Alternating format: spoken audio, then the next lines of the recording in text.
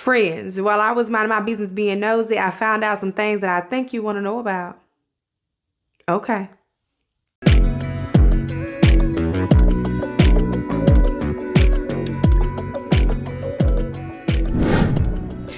Edgar Cayce. So Edgar Cayce is somebody that I feel like nobody ever talks about. At least I hadn't heard about him. He talks about fairies, demons, angels, Akashic records, sleep, the unseen, astral projecting. Everything that you want to know about, that you're curious about, is there.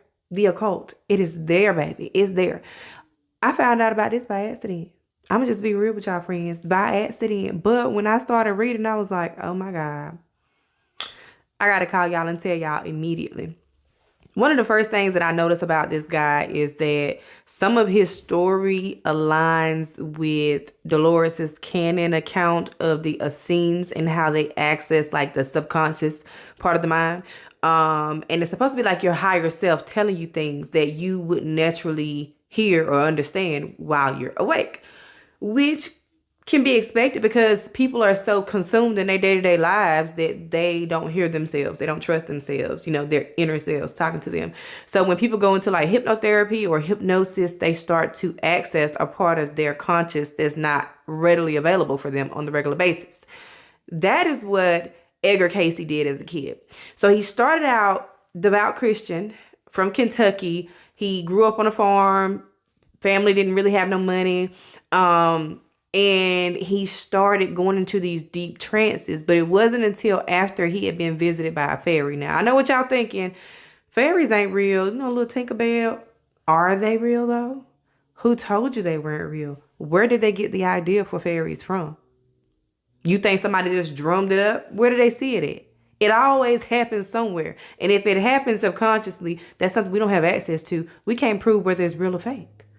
So who told you it wasn't real, friend? Okay, I don't know. I'm just telling you what I think. I don't know if they're real or not. But apparently a fairy visited him while he was out in the Bible reading, out in the woods reading his Bible, and asked him what did he want in life. And like me, similar to what I be wanting to do, is he wanted to help people, friends. And he felt like he could do this. So the fairy was like, okay. Now that same day, he ended up getting in trouble at home, and his daddy had put hands on him, and it was because he was doing bad in school. So the fairy came to him and told him, sleep on your book. And he did that. When he woke up the next day, he claimed he knew everything in the book. Now, going forward in life, he started to be a psychiatrist for people, but he was like a psychic psychiatrist. And when people would come into his office thinking that they're going to sit on the couch and be told what to do, he would get on the couch, go into a trance, and start predicting things about them as well as the future, right? Friends, I know y'all probably feeling like this is a sham, this is a scam, this is a wham bam, thank you ma'am. I don't feel like that because he was doing this stuff for free. He did not charge people to do this stuff, friends. That's what they tell me. That's what they told me. I don't know, but this is what they say to me. So if I'm doing this for free, either I'm just trying my best to lead a bunch of people astray, or I genuinely want to help people. So he did about 14,000 predictions. And to be quite honest with y'all, friends, he got a lot of them wrong. He did. That's just to be expected. He did so many. But out of those 14,000, he got some very important ones right that'll make you be like, what? So number one thing that I wanted to talk about, well, it's not really the number one thing, but one of the things that I really want to talk about is that he predicted and talked about the Essenes, which is a Jewish sect that was discovered in the Dead Sea Scrolls. I'm about to say the Egyptian scrolls, in the Dead Sea Scrolls. However, when he talked about this, it had not been discovered yet. They found it 15, 20 years later, and they said that he was accurately, like oddly accurate about what he said the Essenes were. Dolores Cannon talks about the Essenes too. And you know how she accessed the information about the Essenes? By accessing someone's subconscious, their higher self. The same thing that Edgar Cayce said he did to figure out what the Essenes were. Isn't that crazy? And this is during a time where it wasn't a bunch of internet where somebody could Google someone's idea and be like, yeah, I'm about to take that idea and talk about it and make it big. It wasn't none of that, right? Dolores Cannon stumbled upon this by accident, and she claimed that Jesus was a part of the Essenes, and that's how he learned how to do all of his work, his miracles and things like that. It was just like a group of like 4,000, 5,000 people. And that's what Edgar Cayce said too. That apparently went off to this school and learned how to do things and work miracles, right? Learn how to heal themselves. Edgar Cayce also healed himself of a sickness where the fairy came to him and told him to imagine all the blood rushing to his neck and throat to heal the issue that was going on with him. And he did that and he healed himself.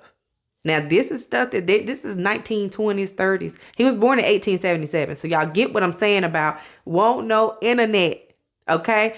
So yeah, all of that happened. Another prediction that he made was that the Great Depression was going to happen. In 1924, he made he made the prediction, friends. 1924, he said it was going to happen. A few months before the Great Depression, he told people to take their money. He told his friends, take your money out of the stock market before the stock market crashed. 6 months later, it crashed. Right? Then he said that it would be over. Okay?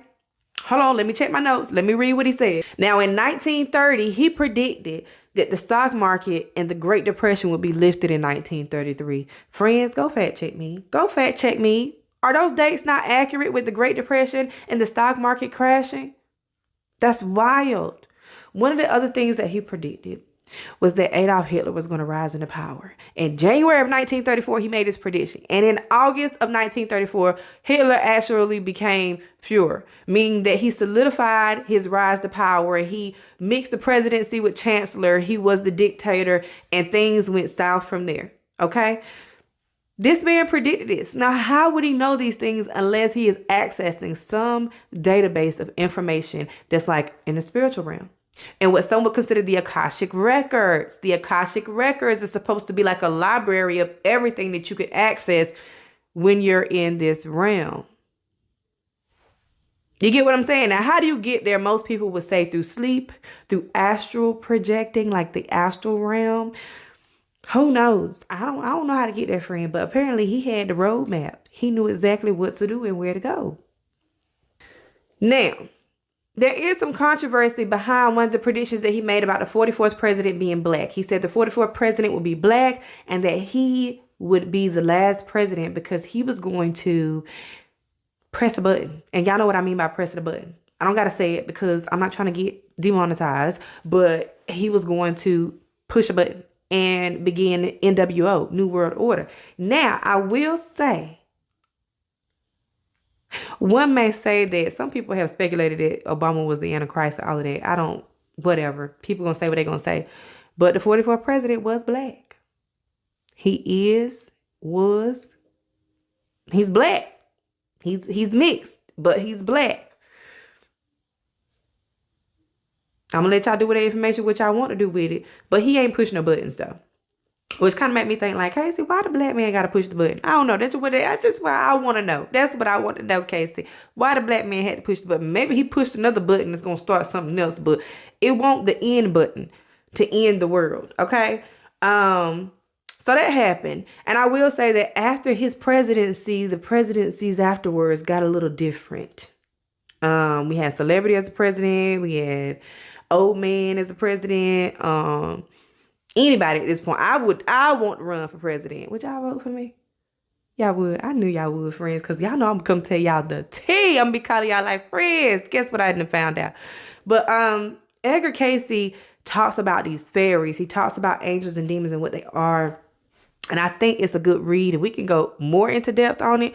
But for the most part, I feel like these predictions that this man made was pretty spot on. Although he got a lot of them wrong, the ones that he talked about were pretty spot on. So the last prediction that I feel like y'all need to know about before we leave is the pole shift of 1998. Now, Edgar Cayce predicted something crazy catastrophic. He said that the poles are going to shift in 98. He said that the continents, calm down, Mo, calm down. He said the continents was going to split. All these different things were going to happen. Africa was going to become a bunch of small continents. California was going to be 180 islands. The East Coast was going to be split up. The Nile River was going to run out. It was crazy. He said it's going to be catastrophic, right? Needless to say, that didn't happen. Or did it, friends? Did it actually happen? So, when I was minding my business being nosy, friends, I found out that scientists actually detected in 1998 that there was anomalies and activities at the poles, and they actually detected a slight pole shift.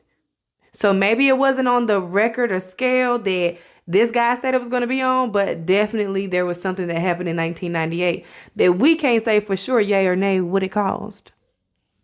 Now, friends, I know I've given y'all a lot of information about this guy, but last but not least, January 1st, 1945, this man predicted that he was going on to the upper room in 4 days. And I lied to y'all not, friends. January the 3rd, 1945, he went on to glory from a stroke. Heart attack. My bad. It was a heart attack, friends. And I'm just up in a tizzy about how he got all of these predictions right. Of course, like I said, he got some wrong, quite a few wrong. Mostly he was trying to help people heal. But the ones he got correct was pretty eerie. I don't know, friends. It seemed a little strange to me. I mean, Edgar Cayce, do you got some cousins out there that can continue to predict the future? Maybe we need to read his book and look and see what he says going to happen in the future and see which one of those things we going to pick and choose to be true. Hopefully it's not like some type of cyborg or apocalypse or something like that, friends. If y'all want another story time like this, please let me know. Anyway, I hope I ain't got y'all up in too much of a tizzy, and I'm going to call y'all back later on. Bye, friends.